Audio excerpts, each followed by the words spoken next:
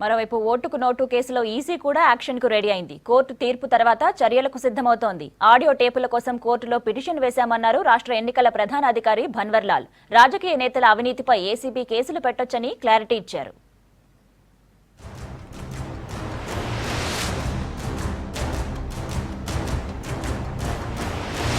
ఓటుకు నోటు కేసులో EC direct entry ఇవ్వబోతోంది. నిందితులపై చర్యలకు రెడీ అవుతోంది.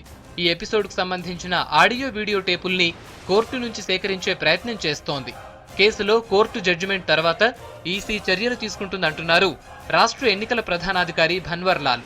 ఓటుకు నోటు వ్యవహారం క్రిమినల్ అవినీతి కేసు కిందకు వస్తుందని మీడియా చిట్చాట్లో క్లారిటీ ఇచ్చారు. రాజకీయ నేతల అవినీతిపై ఏసీబీ కేసు పెట్టొచ్చని చెప్పారు.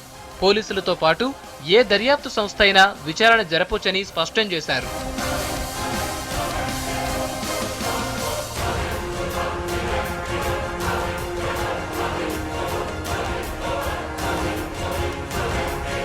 ఎన్నికల టైంలో జరిగిన ఓటుకు నోటు ఇష్యూ ఈసీ పరిధిలోకి వస్తుందన్నారు భన్వర్లాల్.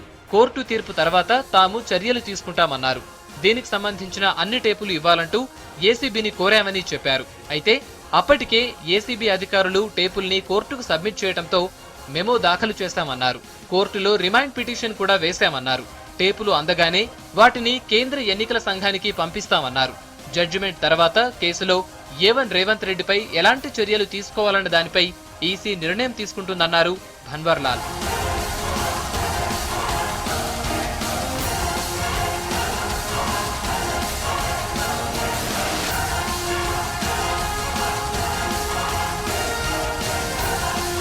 ఓటుకు నోటుపై ఇప్పటికే ఈసీకి నివేదిక పంపింది రాష్ట్ర ఎన్నికల సంఘం. ఆ తర్వాత కేసు పూర్తి స్థాయిలో దర్యాప్తు చేయాలని ఈసీ రాష్ట్ర ప్రభుత్వానికి లెటర్ రాసింది. ఇప్పుడు ఆధారాల కోసం కోర్టులో పిటిషన్ వేయడంతో కేసు ఆసక్తిగా మారింది.